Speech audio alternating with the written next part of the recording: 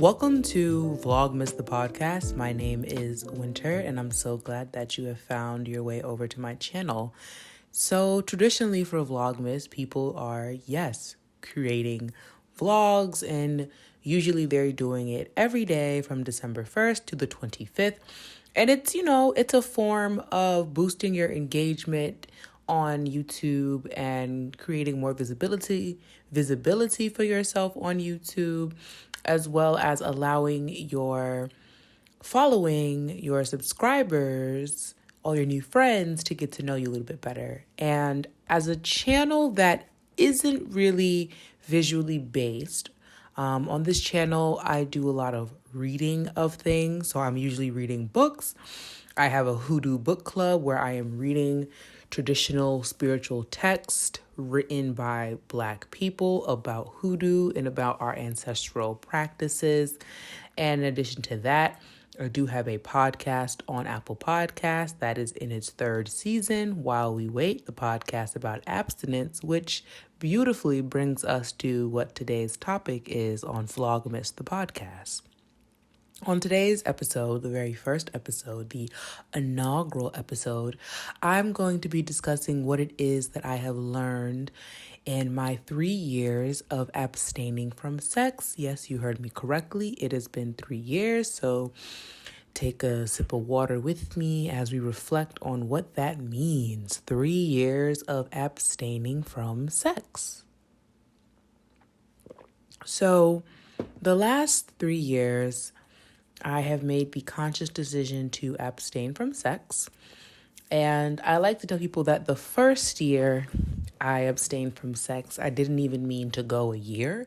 I actually only meant to go about 3 to 4 months. And it was around month 2, so very soon into it, like day 65, right? Day 70 or something like that. I was starting to notice a lot of changes in myself, just in the way that I was interacting with men, the way that I was speaking to men. My whole approach to dating started to change, and my mindset began to shift in how I felt about relationships between men and women, how I even felt about friendships. All of this was changing, all because I wasn't having sex anymore.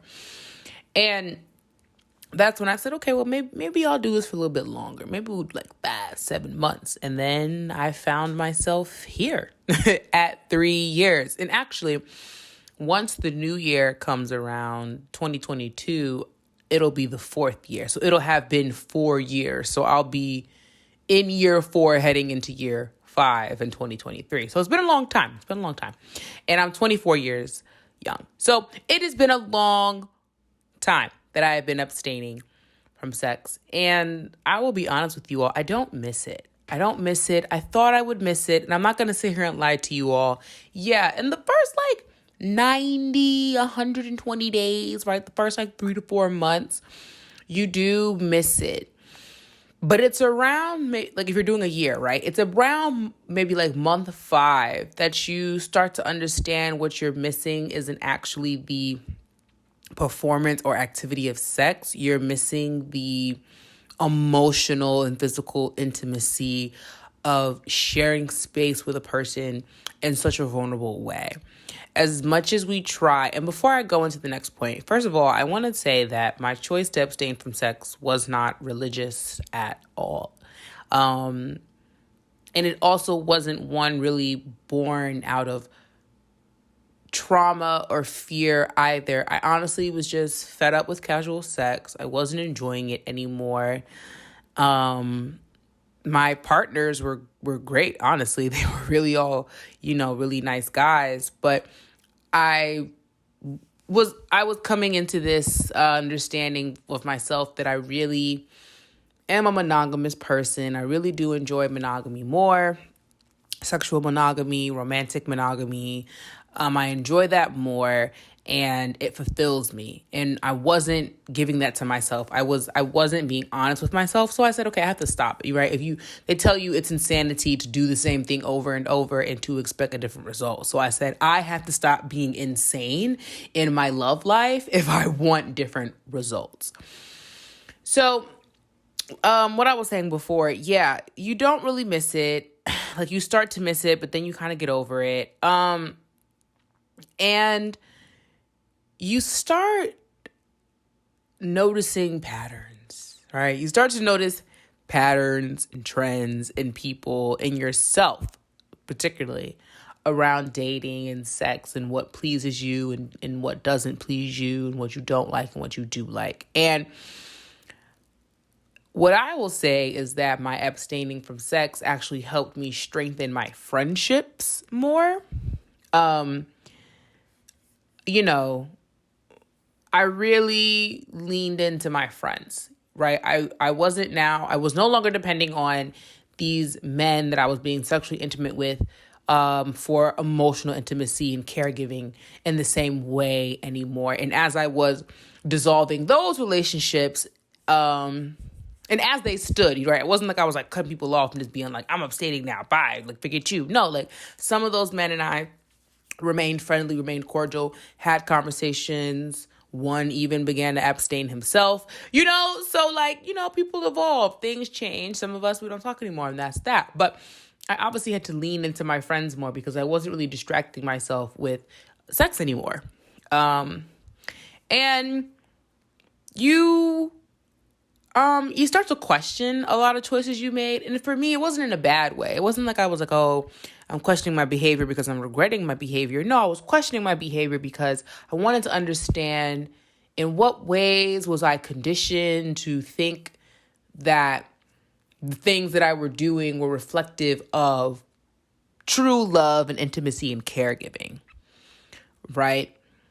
And so what I really learned, because I really want this episode, my goal, first of all, for Vlogmas, the podcast, is to try to keep these things at a tight 15 minutes. I do not want them to be very long. I kind of want them to be like little like quips about things I've learned. What I really learned so far in being abstinent for 3 years, being in my 20s, right? And also moving away from abstaining and waiting for marriage. Because I'll say year 2, my second year, is where I first was like, okay, like my reasoning for abstaining now is I'm just going to wait for marriage. That's what I'm doing now. This is where I am. And then when I entered year 3, that shifted and I was like, I am no longer abstaining because I'm waiting for marriage. I am now abstaining more so for spiritual growth, but truly just because I don't want to have casual sex. I just don't want to. I don't want to. I'm not interested. I don't want to have casual sex. I don't feel like it. I just don't feel like it.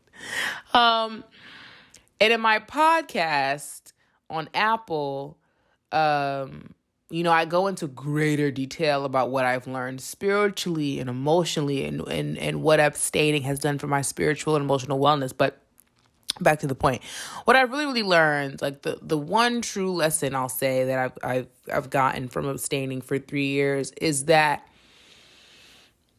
you have to give it all you've got to yourself, right?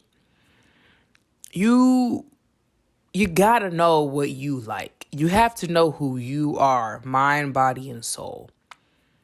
Because people are never going to be able to actually do that for you. Not your husband, not your boyfriend, not your wife, not your girlfriend, not your partner, not your common law marriage partner. They're never like, hey, and I get it. Right? Our partners are our best friends, this, that, and the third. And that's a beautiful thing. But they are not, because they are not you. They are never going to know you 100%. And so they will always fall short. They will always be lacking. And they cannot be your reservoir of life. Right? When you are feeling low, they cannot be the only thing that can lift you up. And I'll be honest, I found myself doing that a lot with men that I was having sex with. They were my reservoir, right? When I was feeling low, they would lift me up. That activity of sex, that performance of sex was lifting me up. That exchange of energy in that way was lifting me up, and it would keep me going for a while. And then now I feel depleted, and then I do it again, and then it's a cycle. And I stopped the cycle. Because again, if I want different in my love life, I have to stop being insane. I have to stop doing the same exact thing, expecting different results. And, you know, you just, like, that was my greatest lesson. Like, you just got to give it all to yourself. You really got to give it all. You have to give it all to yourself because it makes you better. It makes you really good at giving more to other people and being intentional about how much you're giving people and when. Because people can't take it all at one time, right? They call it love bombing. People cannot take it all at one time. So we go to these great extremes and they were like, oh, what's happening? Why is this happening to me? And I stopped existing in the extreme. And I know that abstaining from sex seems like an extreme to be existing in, but I don't feel like that anymore. I don't. For a while I did, but now I just kind of feel like, I don't know. You know, like, I don't know what. Hey, ask yourself this. Why do we assume everybody is having sex? What? Because I will admit, when dating, when going out on dates, when meeting new men or whatever, whenever we get to that point in this new relationship of getting to know each other, and the conversation about sex comes up or whatever, when I do mention that I'm abstaining, and I have been abstaining, and the minute they hear years, sometimes I'll be honest, sometimes I don't even think the men hear how many years. I think they just hear me say, I've been abstaining for years. Like they fill in the blank for the years. I just think once they hear years, me saying 2, 3, 4, 5 kind of goes out the window, and they're just like, oh, she been doing this. Like, she's serious. Like, this is a, like, choice. Like, you know, like, yes, I'm intentionally not having sex.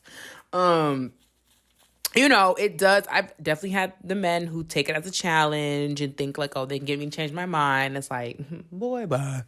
And I also have gotten men who are just really genuinely intrigued and are really like, oh, that's a really very serious decision to make. And I usually respond back to whichever kind of man that I get when the conversation arises. I usually will respond back with, well, why do we assume everybody's having sex? Like, I know you're an adult. I know I'm an adult. But why do you assume I'm having sex with people? Also, why do you assume I want to have sex with you? You know, like, okay, I agreed to go on this date. Okay, I agree that I find you attractive. Like, I also might have agreed that I have a romantic interest in you. That's cool. Why are you assuming I want to have sex with you, though? Like, what makes you so bold and brazen? Why do you get the golden ticket, the golden egg? Like, huh? No. Stop that. That's weird. I think that's weird. You know, and I'm not the sex police. I'm not here to tell y'all that you need to abstain and it's the right thing to do. No, it's just a choice I made for myself. But it's just like, you know, like, what, like, okay, you know, like, what makes you so special? What makes you so special, sir? So yeah, welcome to episode 1. I just wanted to start sharing more with you guys. And I'm really not an on-camera person. Like, I do vlog. I do like to vlog, but I like to talk. And I like to express myself that way. I like to write, and I like to speak, and I like to use my voice. I like to feel those vibrations. I like to communicate in that way. I think it works best for me. So that's what I'm going to be doing for Vlogmas. I'm going to be giving you guys Vlogmas the podcast, and I do hope that you all enjoy it. Once again, my name is Winter. So glad you have found my channel if you're new here. Very happy that you're listening to me even more if you're returning. And stay tuned. We're going to be talking about a lot of things that I've learned. And I'm happy. I'm happy to be doing this. It's like therapeutic. It's cathartic. I love you guys. Thank you for being here. I'll be back tomorrow.